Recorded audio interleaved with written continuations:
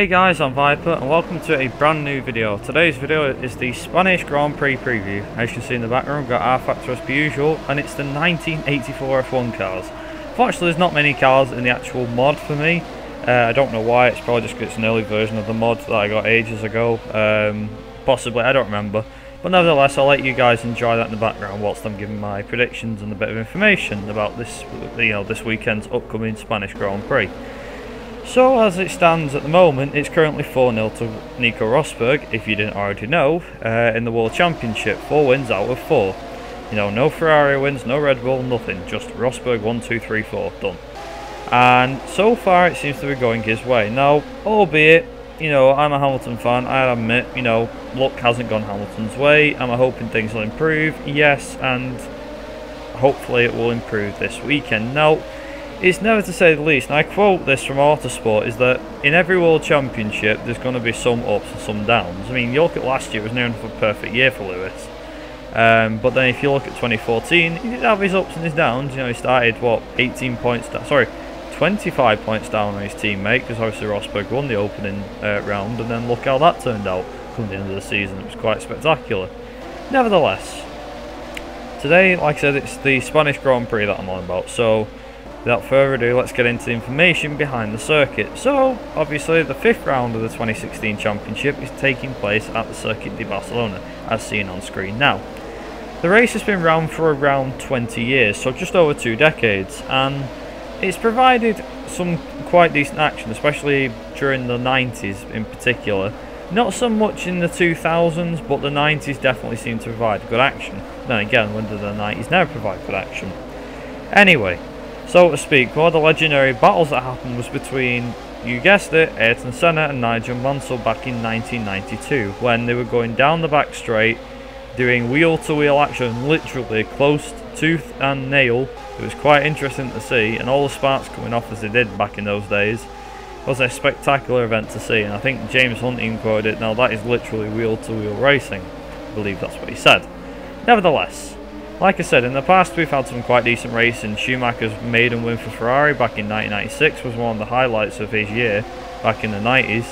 And of course we had the years of the 2013 Championship and 2012, I should mention, where we had a surprising win from Pastor Maldonado of all people to win in the 2012 Spanish Grand Prix. And in 2013 we saw Alonso win the Spanish Grand Prix from Sebastian Vettel, I believe it was. Which was the last time Alonso ever got a win. However, I think things are about to change, and just excuse me for my bad driving there. I did actually give the time back. Nevertheless, what do I expect to see this year? Well, pretty much it's going to be the same as probably what's happened the last 2 years. I'm hoping this time around it probably might not. It may not happen. It probably won't happen, because obviously all we've seen is Rosberg, and Hamilton's never had a fair chance against Rosberg. But I think Rosberg will probably run away with it again. That's my guess. However, if we do see somehow that Hamilton's car does not give up on him, or does not have a MGU-K failure of any kind or anything like that, MGU-H failure I believe it is, maybe. But if he doesn't have any sort of failure of any kind, then we could possibly see some sort of battle like we had in 2014. Possibly. That's not a certainty, but that's a possibility. Also, in case anyone didn't know by now, Max Verstappen will be racing for Red Bull, and Danny Kvyat will be going back to Toro Rosso, so that should make things even more interesting in terms of where he's going to finish. Now, obviously Max will have the free practice sessions to get used to the car, that's for sure, so it should be interesting to see how he gets on in the new Red Bull, obviously being there now and everything like that. But nevertheless, in terms of predictions for this weekend, it's going to be quite obvious. I'm going to say, because I've seen Rosberg's pace and Hamilton's pace around here, not actually there, but judging from the past couple of races that the past decade or so that the two guys have been racing there, it's oblivious to say that Rosberg has kind of got the edge. Now, obviously Hamilton got the edge in 2013. However, that kind of went downhill with Vettel, with Vettel just running away with things. Obviously Alonso won that race, like I said before.